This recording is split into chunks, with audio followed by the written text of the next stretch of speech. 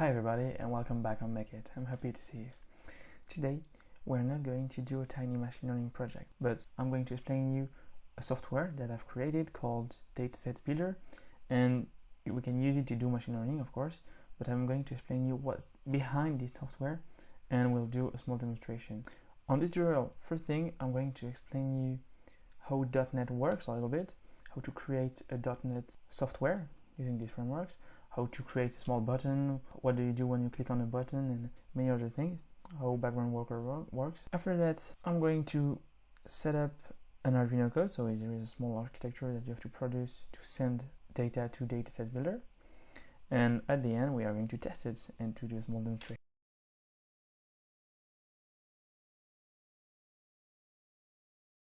This is Visual Studio, not Visual Studio Code, but Visual Studio from Microsoft.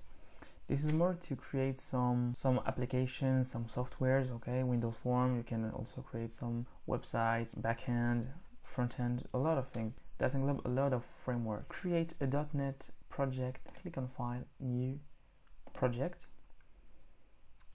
I've selected here, you can see C# because I really like C#. It's like Java, okay, a lot of languages. This is for Windows, sorry, not for Linux or macOS, but Windows. This is simple, okay, maybe later I will do a tutorial about Linux, but I'm not an expert. And for desktop, I've chosen the second one. So this item is .NET Framework. So what is a framework? A framework is like an environment containing an architecture of files and folders and a lot of libraries that are accessible, and that really is the fact that creates software, or you get backend frameworks or front-end frameworks, or you got a lot of frameworks. Select it. .NET Frameworks is a framework that can be used with C#, but also with Visual Basic, and also an API in Python with Iron Python, but this is quite complicated. I prefer C# or Visual Basic. Select the item, click on Next, give it a name, give it a location, and just create it. That will open you a blank page, a blank Windows form with an architecture and references, properties. Mine is already set up, but you can, on this blank form, drag and drop some components. Here's a list of all the graphical components. You got a large amount, okay, The classical are button, checkbox, you got a label, you get text box, you get, I don't know, combo box, okay. These are where you can see a lot of this graphical component in everywhere, but you get also some exotics components such as background worker, binding sources, you get data grid view. So this is a data grid view, so I'll explain you how it works.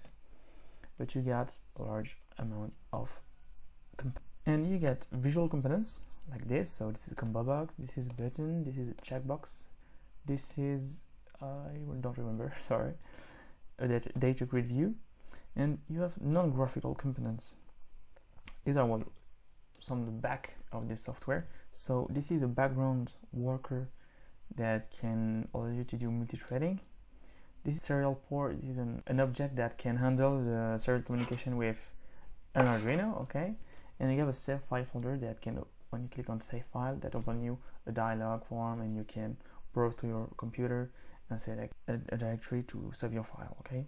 So these are non-visible components. And once you click on a component, so this is a button, you get some properties available here. So properties, okay, you get many properties. So you can add a text to this button, you can change poly, the font, size, you can give it a name. So this is the variable name of this component. So when I call this button in my code, I call disconnect_btn, so for button, and I can do a lot of method that behind it and properties. I can modify all the properties here in my code. And also of these properties, you get events. Here are all the events available for this button. Events is like, for instance, when you click, this is an event, but when we hover, this is another event. When you deplace it, this is another event. You get a lot of events, and on each event you can add a method that when this event happens, do it. The most used method is when you click on the button, but you can do some exotic stuffs. And this is the same thing that you can do in web programming with JavaScript and jQuery. So now, Datasets Builder. This is Datasets Builder. On the right side, you get how to handle input, how to handle serial communication, what are the options of capture and record, stop it, and how to handle the output of the file. And on the left part, this is a data grid view component, and when you click on record, it will fill it with columns and cells like Excel or CSV or Google Spreadsheet, and it's done. You can record and that will fill automatically with your data. I'm going to show you what's the architecture and schema of how it works, PowerPoint. What are the operations behind Datasets Builder? So this is Datasets Builder, my software. You can see data grid view filled with some data, and you get your Arduino. For this tutorial, I'm going to use an ESP8266 to send data with fictive data, but you can use your sensors to send data. First thing, so you select a separator, you click on connect to communicate with the serial, and you click on record. Once you click on record, that will send through the serial 1, and the Arduino code says, okay, I got 1, so I send a header in response to this 1. Datasets Builder can add a header, and after that, there is a while loop that begins, and that sends 2, and on Arduino receive 2, that sends a formatted string with all the values of your sensors separated by what formatter you want, so you can semicolon, comma, pipe, or you get a lot of separators. So this while loop will end until the user click on stop here, so that will stop all this architecture. And this is done using a background work. I'm going to explain you how does it work, okay, simply. That's it. This is the architecture behind Arduino code and behind this software. And in the Arduino code, you have to create small architecture of your code. So this is simple. I'm going to explain you, but you have to read the serial, test the value where it is 1 or 2, and sense data. I'm going to explain you. Don't worry. Okay, so now that you have understood what's behind the architecture of this software, I'm going to show you a small piece of code. Okay, don't worry. This is the code behind Arduino. This is the code behind Datasets Builder. Okay. You got a class if you form. This is into a namespace, and you got this method that will executed once your form that initialize itself, and after that it run this method, and you get all the method behind buttons of my form. So button 1, this is when you click on connect. Okay, yes, that test if you have selected some baud rate and comport, it printed into the console, and it started the serial communication with serial port.open. You got disconnect button, you get stop button, and this is my background worker. To explain you that, you get the first part that sends 1 to the serial, okay, to get the headers. And after that responds to our software, the headers, read the serial. We replace \r and \n to wrangle our data. After that, we can split it using our separator, and we fill the column, okay, so the column name of our data grid view. So that will add all the column name of data grid view. After that, you can begin the while loop that will iterate infinitely, okay, until you click on stop. This is constellation painting, and on every loop of this while, that sends 2. Okay, that means Arduino code have to send data separated with formatted with a character. That read lines, that remove unnecessary characters. After that, that splits our string with a separator. After that, you add all the rows into data grid view. So this is the name of our data grid view, and we add a row with all our fields. So that's simple.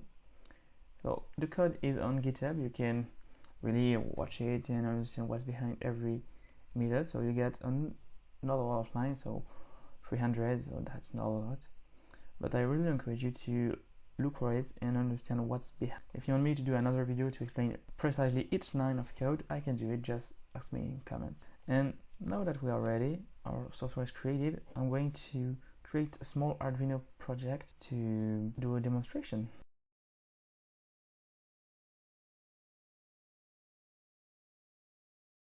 Okay, so to use Datasets Builder, you have to first create an Arduino code. So I will use my ESP8266 to create fictive data and setting up the code that will send data to Datasets Builder, okay? So first thing you need to do, create a blank project. So I've called it Datasets Builder Data Center. So that will be the data center. I'm not going to use Platform.io and Visual Studio Code. It will be simple code with no library. Okay, so I will use Arduino IDE, as you can see here. First thing you need to do, serial.begin this value. Okay, if you get sensors, that will be the case, I think, to use a tiny machine learning. Initialize your sensors or begin any kind of sensors you want. And in the loop part, you have to verify that serial is available, serial is connected. So if serial.available, okay, if it's the case, we have to char, so char c equals to serial. Here we will get what has been sent in the serial by Datasets Builder. Okay, read, that's simple. Okay, and if we want to the headers, so c will be equals to 1, and if you want data, c will be equals to 2. That's simple. So if c equals to 1, okay, so that's a character. Okay, then we send headers. So serial.println, we only have to use println. Okay, label field 1, semicolon to separate columns, field 2 and field 3, and label. Okay, close quotes, close parentheses, and semicolon. So here we send the headers, and elif Python equals to 2, open three braces, and here you'll create random value. So this will be your sensors values. Okay, string values or data as you want equals to string random 100. Okay, values plus equals to, this will be values plus semicolon, values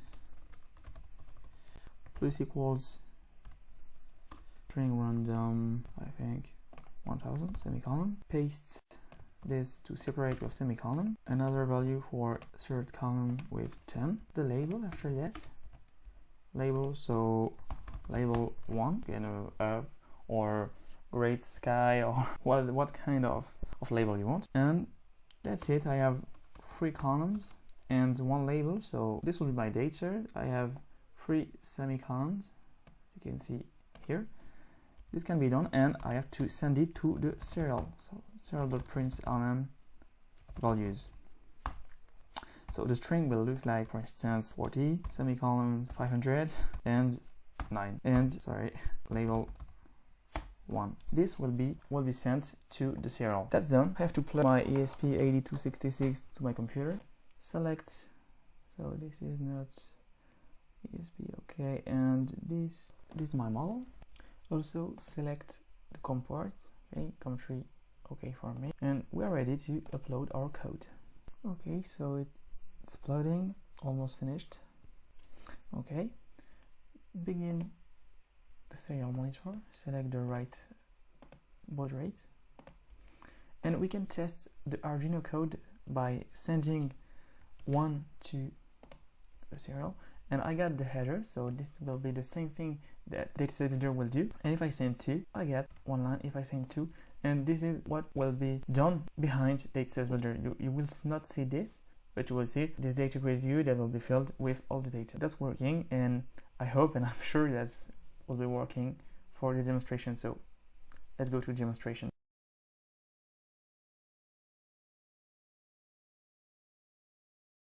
Okay, normally you've downloaded the exe file from GitHub, so it's available on GitHub. Double click on that.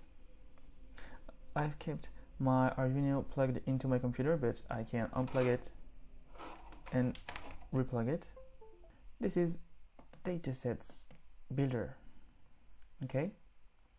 First thing you need to do, you need to select the separator, semicolon, but you have pipe, exclamation mark, and comma. so semicolon is my favorite one. Select the COM port, okay, and select the baud rate. After that, connect. Okay, it's connected, you get the status, and my ESP8266 have been blinking. Okay, now I'm ready. You can check or uncheck this. So I will check this, and I will, when you don't check this, that will add timestamp to your data. So if you haven't got an RTC model, so real-time clock model, or an NTP server, okay, you can timestamp your data using Datasets Builder and record it. You can stop it. Don't worry, this is normal. This is due to my ESP8266, but you will see if you test it with your own setup with field 1. Okay, sorry. This not be, you can correct it while when you use the CSV file, remove it and correct it by field 1. Okay, and you get here the timestamp, the field 1, the field 2, and field 3, and the label. But you can continue capturing data. Okay, you can stop it again, and if you want to change something in Arduino code, you can disconnect it, change the code into your Arduino, re-upload, reselect, reconnect, and record. Okay, if you get another label, if you have 2 labels or 3 or any type of label, you can change it, disconnect it, upload your Arduino code, and re-upload it, and refill your datasets. And after that, you got a big array containing all your data, timestamp, and labels. You can save this file into a CSV file. So I'm working on creating JSON file or XML file. Give it a name, so output, we'll call it my data set. Okay, and you got only CSV, but already told you maybe JSON and XML. Save it, and once it's done, you can clear it. You can uncheck at timestamp and record again. And you don't have timestamp, but you have your field and your label.